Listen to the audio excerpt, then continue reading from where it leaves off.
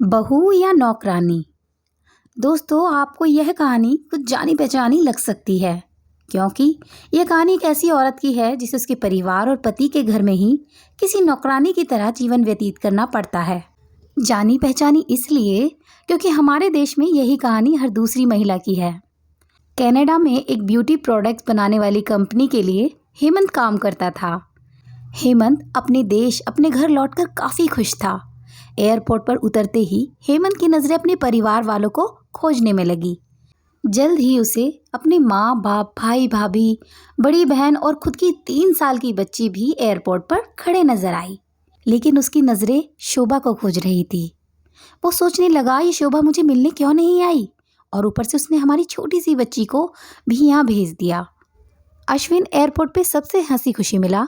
फिर उसने शोभा के बारे में पूछा तो उसकी दीदी बोल पड़ी, भाई वो घर पर ही है, तुम्हारे लिए खाना तैयार कर रही है। वह तो आज ही तुम्हारे आने की खुशी में काम करने लगी है, वरना वो कोई काम करती कहाँ है। अश्विन ने अपनी बेटी को प्यार से उठा लिया, लेकिन उसकी बेटी उसे देखकर रोने लगी। लाओ मुझे दे दो बच्ची को, वह तुम्हें काफ़ी दिनों बाद देख रही है ना, इसीलिए पहचान नहीं पा रही होगी। कहते हुए दीदी ने बच्ची को अपने पास ले लिया। सभी टैक्सी में बैठकर अपने घर की तरफ रवाना हुए। अश्विन अपने परिवार से मिलकर बहुत खुश था, लेकिन ये बात कि शोभा उसे एयरपोर्ट पर मिलने नहीं आई उसे काफ़ी परेशान कर रही थी। वो सोचने लगा, क्या खाना बनाना इतना ज़्यादा ज़रूरी था, मुझसे मिलने से भी ज़्यादा, और वो भी तब जब मैं 4 साल बाद वापस आया हूँ। इन्हीं ख्यालों में घर तक का आधा रास्ता बीत गया। अब उसकी बच्ची उसे देखकर रो नहीं रही थी, इसीलिए अब अश्विन उसके साथ खेलने लगा। बाकी का आधा रास्ता भी खत्म हुआ और सब घर पहुंच गए। गाड़ी की आवाज़ सुनकर शोभा बालकनी में आकर खड़ी हो गई और अश्विन की तरफ देखने लगी। अश्विन भी जैसे ही गाड़ी से उतरा, उसने पहले दरवाजे की तरफ और बाद में बालकनी की तरफ नजरें घुमाई, जैसे कि वह शोभा को ही देखना चाहता हो। अश्विन से नजरें मिलते ही शोभा के चेहरे पर मुस्कान झलक पड़ी। अश्विन भी उसे देखकर हल्के से मुस्कुरा दिया। सभी घर के अंदर गए। शोभा सबके लिए पानी लेकर आई और सभी को पानी देने के बाद फिर से किचन में चली गई चाय बनाने के लिए। थोड़ी देर तक सभी परिवार वालों से बातें करने के बाद अश्विन शोभा को बुलाने लगा। माँ ने उसे बीच में टोकते हुए कहा, रहने दो उसे, किचन में थोड़ा काम कर लेने दो, बाद में अपने आप आ जाएगी।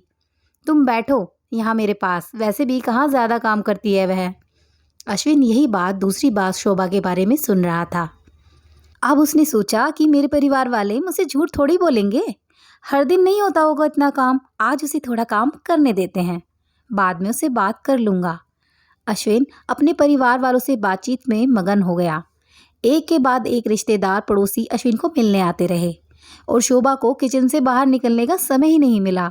सभी के लिए चाय बनाना, नाश्ता बनाना, यही करते करते शाम हो गई। शाम होते होते अकेली शोभा इस बड़े से परिवार का खाना बनाने में जुट गई। 2 घंटे बाद सभी परिवार वाले खाना खाने के लिए डाइनिंग टेबल पर बैठे थे, सिवा शोभा के। अश्विन चाहता था कि शोभा भी उसके साथ बैठकर खाना खाए, लेकिन फिर माँ ने कहा, अगर वह भी खाना खाने बैठ जाएगी तो सबको परोसेगा कौन। सभी के खाना खाने के बाद शोभा ने अकेले खाना खाया। रात को सोने के वक्त अश्विन और शोभा अच्छे से मिल पाए। अश्विन शोभा के साथ काफ़ी बातें करना चाहता था, लेकिन वह उसके चेहरे पर थकान और नींद अच्छे से देख सकता था, इसलिए उसने शोभा को परेशान न करने का फैसला किया और उसे सोने दिया। शोभा सोने ही वाली थी कि उसकी छोटी सी बेटी रोने लगी, तो शोभा तुरंत उठकर उसे दूध पिलाने के लिए चली गई। अश्विन कब सो गया उसे पता ही नहीं चला। जब सुबह बच्ची के रोने की आवाज़ आने लगी तो अश्विन उठा और शोभा को पुकारने लगा। जब शोभा पास नहीं दिखी तो उसने बच्ची को चुप कराया और फिर से सुला दिया। अश्विन बाद में शोभा को देखने लगा तो उसे शोभा फिर से किचन में मिली, जो सुबह सुबह ही जल्दी उठकर घर वालों के लिए चाय नाश्ते की तैयारी में लग गई थी। अब अश्विन सोचने लगा, माँ और दीदी तो कहती थी कि शोभा ज़्यादा काम ही नहीं करती, लेकिन जो मैं देख रहा हूँ वो तो कुछ और ही है। अश्विन अब सब समझ गया था, पर वो अपनी माँ को ऐसा नहीं बोल सकता था कि शोभा से ज़्यादा काम ना कराया करो, इसीलिए अब उसने खुद ही शोभा की मदद करना शुरू कर दिया था। अश्विन के हाथ बटाने से शोभा को थोड़ा सा अच्छा लगने लगा था।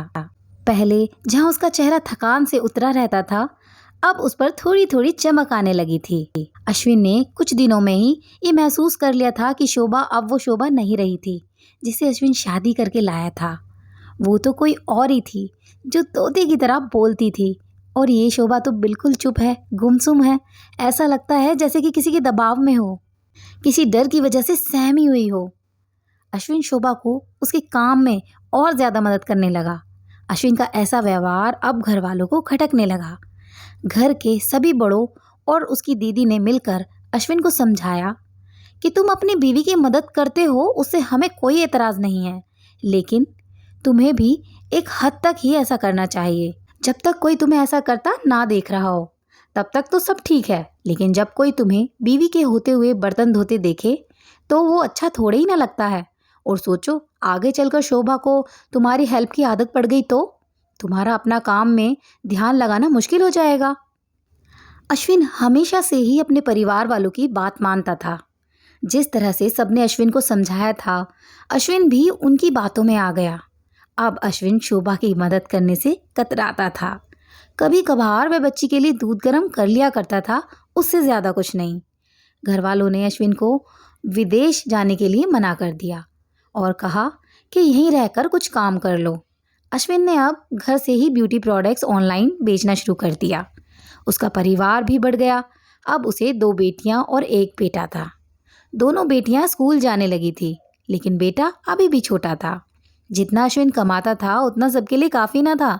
काफ़ी सोच विचार करने के बाद अश्विन ने यह फैसला किया कि वह शोभा के साथ शहर में जाकर रहेगा, जहाँ पर शोभा भी काम कर पाएगी, और वह घर से ही अपने ब्यूटी प्रोडक्ट्स बेचना शुरू रखेगा। इस तरह से वे अपने पैसों की तंगी को पूरा करेंगे। परिवार वालों ने भी अश्विन को इजाज़त दे दी। अश्विन चाहता था कि माँ भी उसके साथ रहे, लेकिन माँ को शहर में आना मंजूर न था। माँ बड़े भाई के साथ रहने लगी। शहर में अब शोभा नौकरी करती और अश्विन घर से ही ऑनलाइन अपने प्रोडक्ट बेचता। कई साल ऐसे ही बीत गए। शोभा घर का काम और बाद में बाहर का काम करके पहले से भी ज़्यादा थकी थकी रहने लगी। परिवार वालों की अश्विन के दिमाग में डाली बातें अभी भी उस पर असर करती थी। वह यहाँ पर भी शोभा का हाथ ना बटाया करता। अश्विन अब दिन रात अपने प्रोडक्ट बेचने में मशरूफ़ रहता। कभी कभी शोभा उससे कहती कि मुझे अच्छा महसूस नहीं हो रहा है, मुझे डॉक्टर के पास ले चलो। वो हाँ तो कह देता, लेकिन अपने काम में इतना खो जाता कि कभी उसको डॉक्टर के पास लेके ही नहीं जाता। शोभा तो बीमार थी, लेकिन एक बार अश्विन बहुत ज़्यादा बीमार हो गया। इतना बीमार हो गया कि उसे अस्पताल में भर्ती कराना पड़ा। अस्पताल में अश्विन के पास सिर्फ शोभा थी और कोई नहीं। इतना बीमार होने के बाद भी उसके परिवार वाले सिर्फ उससे मिलकर वापस अपने घर चले गए थे। उसका सहारा बनने के लिए, उसकी तकलीफ बांटने के लिए कोई भी उसके साथ नहीं था। बिस्तर पर पड़े और शारीरिक तकलीफ से गुजर रहे अश्विन को अपनों का ऐसा व्यवहार बहुत तकलीफ दे रहा था। फिर वह सोचता कि उसने भी तो शोभा के साथ जिंदगी भर यही किया है। क्या वह शोभा का जीवन साथी सिर्फ नाम नाम का ही नहीं था? जब साथ देने की बारी आती थी तो उसने दूसरों के बहकावे में आकर उसे किनारा कर लिया था।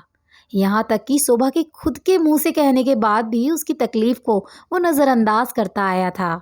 अश्विन को अब अपना दर्द शोभा के दर्द के आगे मामूली सा लगने लगा। उसके दर्द को ना बांटकर उसने बहुत बड़ा गुनाह किया हो, ऐसा उसे लगने लगा। पश्चाताप के आंसू अश्विन की आंखों में बहने लगे। उसने अपनी सारी गलतियों और गुनाहों के लिए शोभा से माफ़ी मांगी। दोस्तों, जीवन साथी का मतलब होता है जीवन के हर उतार चढ़ाव में, जीवन के हर मोड़ पे साथ दे।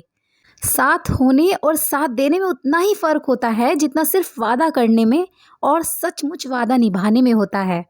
दोस्तों, एक पत्नी की दर्द भरी कहानी पति के दृष्टिकोण से हमने बयां की। इस कहानी को पढ़कर किसी भी पति या पत्नी का अपने जीवन साथी के प्रति व्यवहार सुधर जाएगा तो इस कहानी को लिखने का उद्देश्य सफल हो जाएगा। पूरी कहानी सुनने के लिए आपका बहुत बहुत धन्यवाद। कहानी अच्छी लगी हो तो लाइक शेयर सब्सक्राइब कीजिएगा। मिलते हैं अगली कहानी में, तब तक के लिए अलविदा।